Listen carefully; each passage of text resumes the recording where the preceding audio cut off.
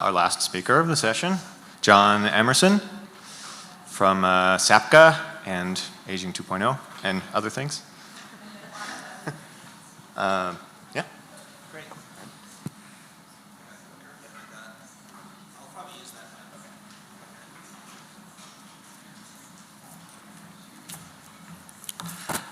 Hi there, can you hear me? Sounds good. Let me make sure I know how to use the clicker here. That's the wrong direction. There we go.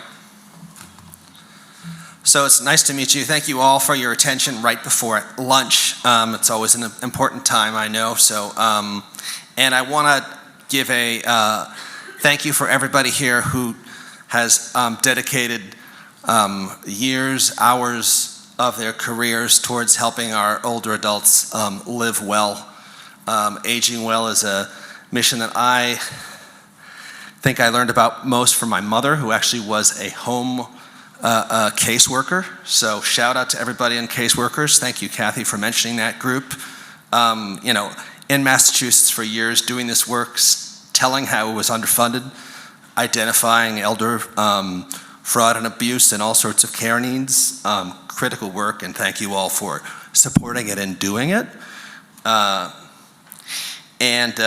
This also, I think, is a recognition, I guess, that this group is working on your behalf and on behalf of the local states, the counties, the local cities and counties and the state, and federal initiatives to try and create a more unified voice, both for listening. We have listening sessions all over the state, as well as we have a regular meeting where you can come and voice your comments, and we get that a lot from the public, so we invite you to do that.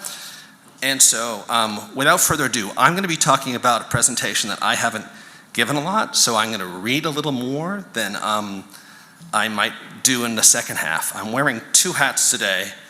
Really, you know, it's sort of like my mother's hat of voicing the needs of older adults on a public policy, and my father's hat of being the technology. So you'll get a little bit of both of me today.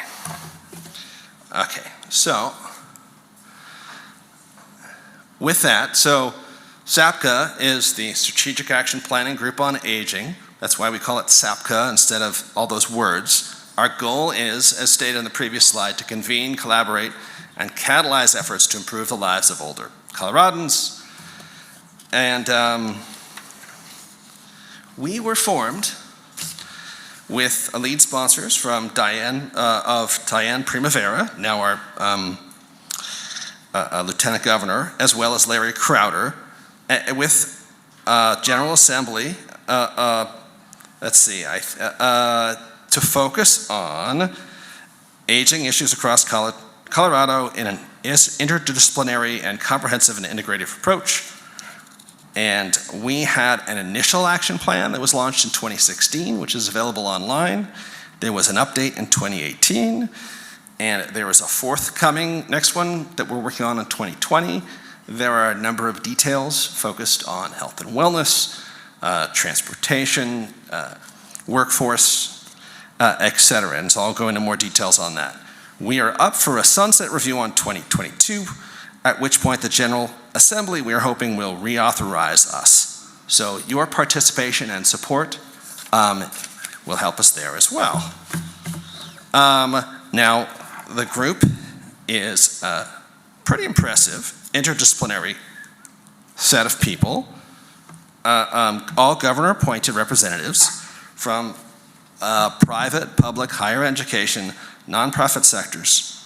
And it's an interdisciplinary team, and many folks you'll see were actually here today. So thanks so much, Haley, for your participation. Jayla, of course. I think Karen Stewart is here. Is there anybody else from SAPCA who I haven't called out in the audience? Not so far, okay. Thank you if you are a previous member as well. So we were passed, again, it was HB 15-1033, creating this, focusing on the changing demographics, which were highlighted. And the goal of this group really is to assist the legislature, the executive departments, the governor's office, in researching, planning, generating policy recommendations on what works that address these challenges tied to aging. And it's important to understand that our states and nations' shifting demographics, it's a first priority. And of course, everybody's mentioned that it's not just a tsunami, it's what's going to be the new normal we're all going to be ready for. So this requires really a strategic plan, and this is why we're updating them every 2 years with details. All right, in terms of demographics, I am not going to go too deep because I think everybody has done a great job of that, but the growth is meaningful. And by the way, the growth rate is faster for minorities in Colorado, so it's 150%, 155% for African Americans and 200% for Hispanics. This is those who are 65 plus. And it's going to affect every aspect of our lives, not just healthcare, not just housing. It's going to affect tax revenue, the economy, transportation. And so we're very lucky to also have members of those groups, including CDOT, participate in our activities. Specifically, when you get to the 80 plus demographics, again, you can see those numbers the growth rates are higher and faster. But it's all not about healthcare costs. There is an upside to this story, which is, of course, what's been called the longevity economy. And it's important to think that Americans over 50 are responsible for $7 trillion in economic activity. This is today. And this figure is expected to double by 2032. And so what happens is there are older workers and retirees who are expected to account for half of the US GDP by 2032. So half of the whole US GDP will be older adults over 50. So the question, it's also a huge source of charitable giving. Let's see, accounting for 70% of all individual donations valued at 100 billion of donations in the charitable giving world. So this is going to fuel a lot of activity and a lot of opportunity, and it's not just all golly gosh gee, we're aging and there are additional costs or concerns. So we try and look at both sides of this, but of course healthcare impacts are the biggest.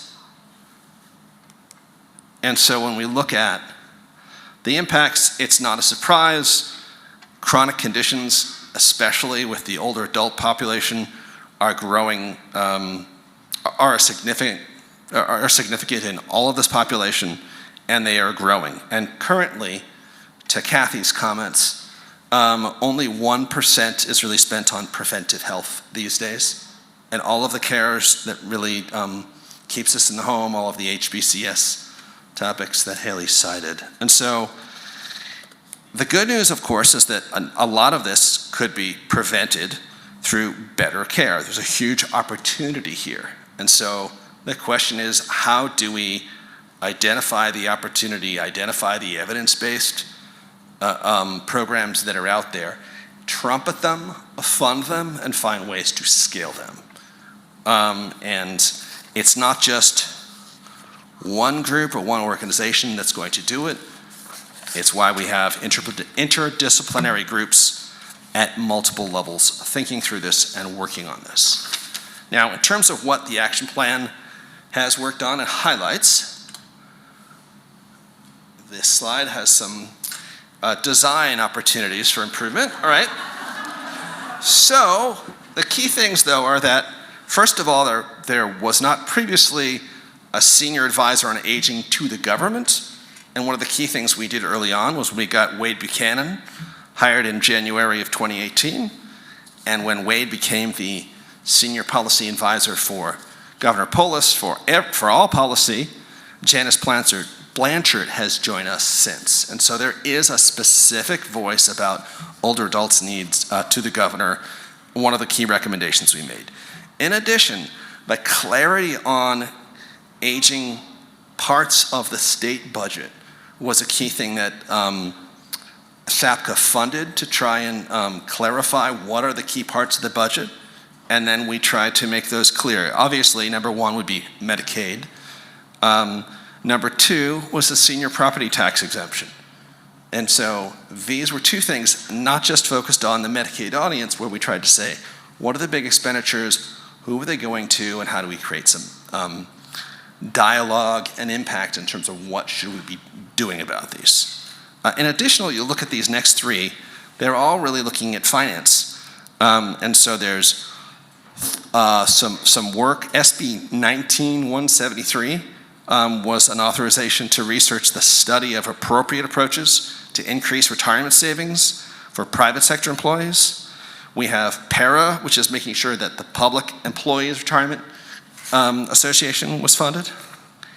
And then lastly, Financial Security Coalition looking at fraud and elder abuse. Now, one of the reasons why I'm speaking today and have the honor of coming to you is that a number of folks from SAPCA are meeting with the governor's office as well as the Attorney General on a task force tied to fraud and abuse prevention.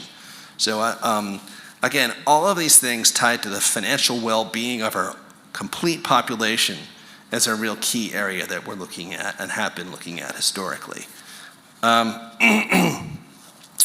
We of course have there is already a Colorado Workforce Development Council, and in 2018, Phil Nash, who was the executive director of Boomers Leading Change, was appointed into this group. And so there is an older adult advocate within workforce development, because you never stop learning or needing new skills for work.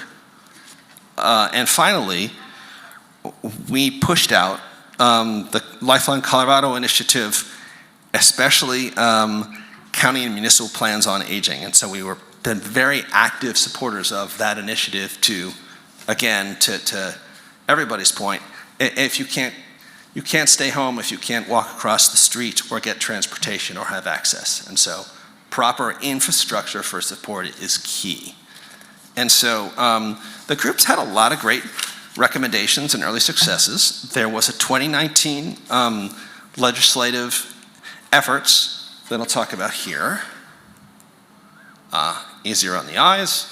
And so our goal really is to educate legislatures and attend committee meetings.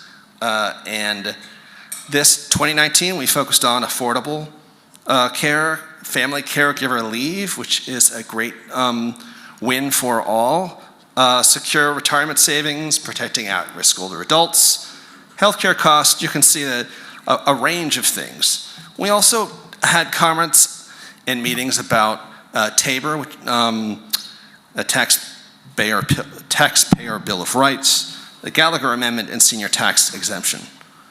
All of these are in our recommendations and our reports, which are available online.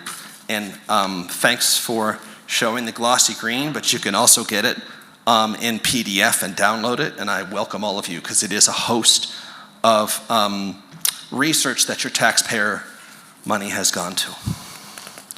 All right, now quickly, when you look at our priorities going forward into 2019 and 2020,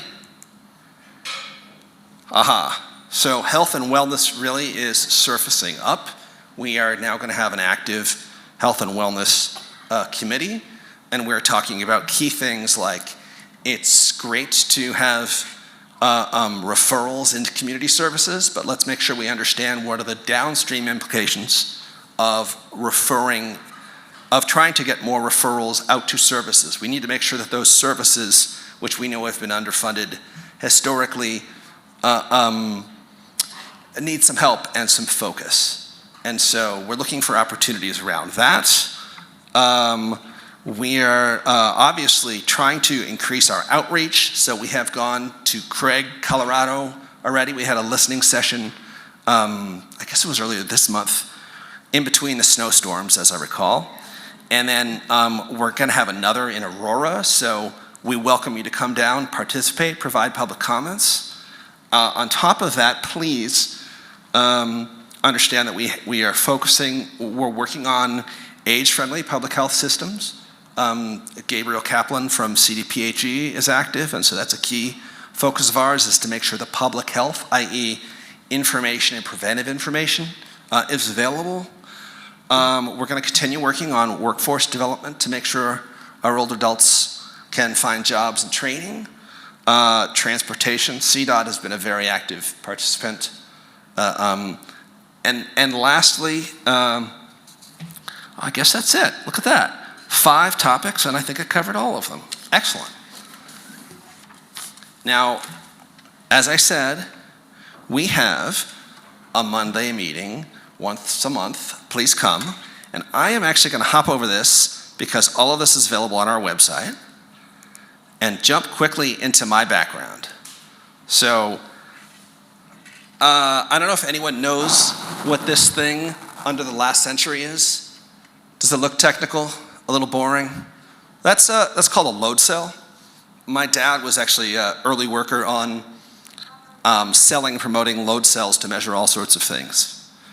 How about down here? Anyone know what that is down there? It's the guts of a smartphone.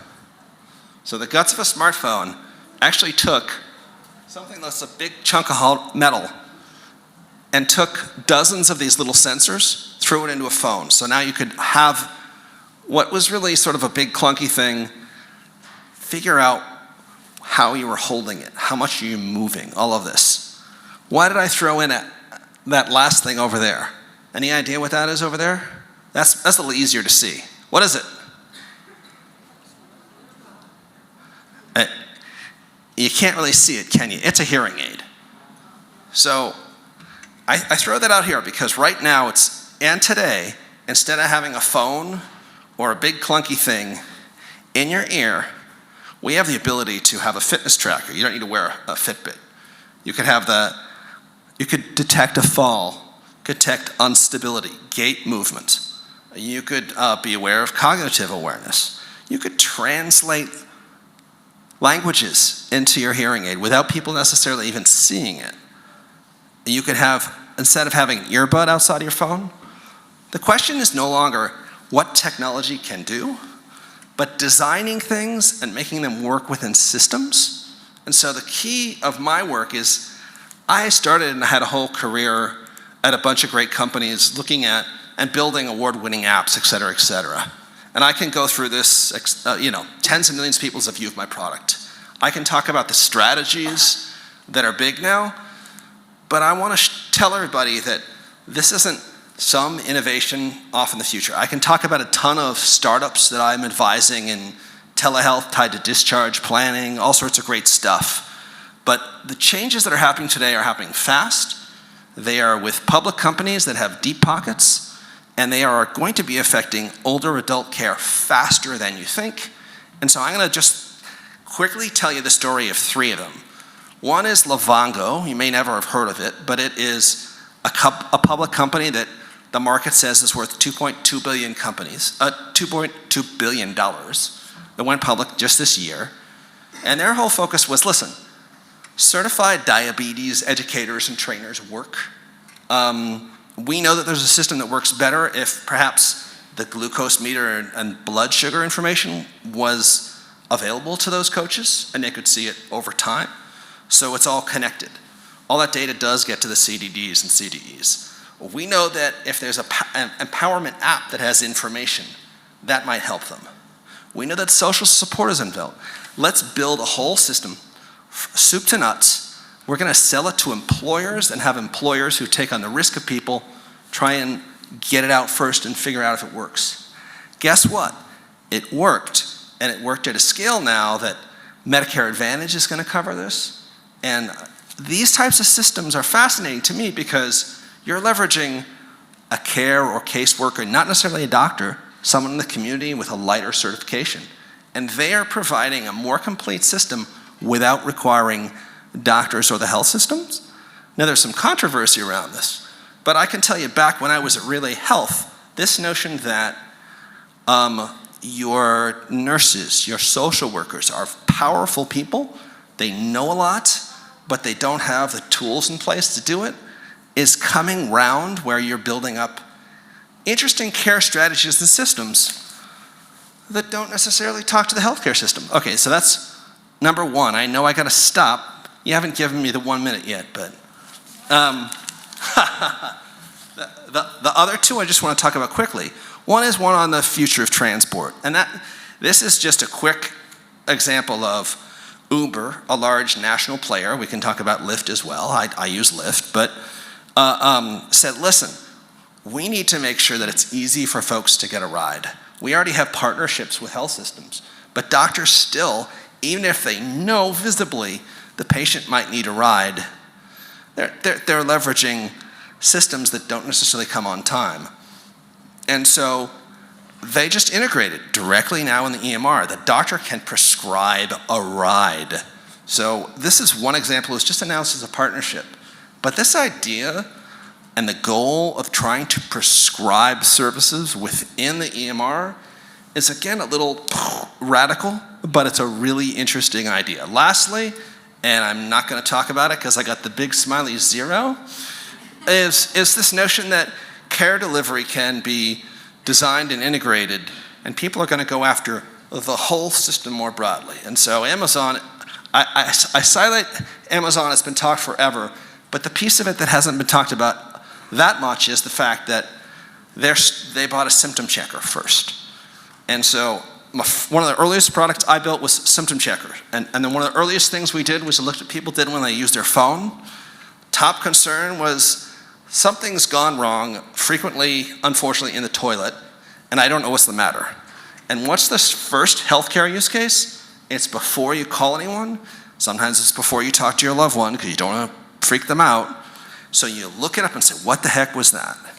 So what's interesting to me is they are connecting what the heck was that private moment that maybe you'll only throw into a search engine on your own, in a stall maybe even, and connecting all that downstream connection into saying, how do we get the care to you? How do we connect that with telehealth? Or how do we connect that maybe with someone coming to your house as a house call or other care? And so that's a huge system design. Livongo is a one condition design. And then Uber is saying, no, we're going to integrate right into the doctor. All of these are happening now. They've been announced in the news. And if you're not looking at how can I do that at your business, then you're missing out on an opportunity to do more. And I'd love to talk with you more about that as well as about SAPCA. Please do attend our meetings. Thank you so much.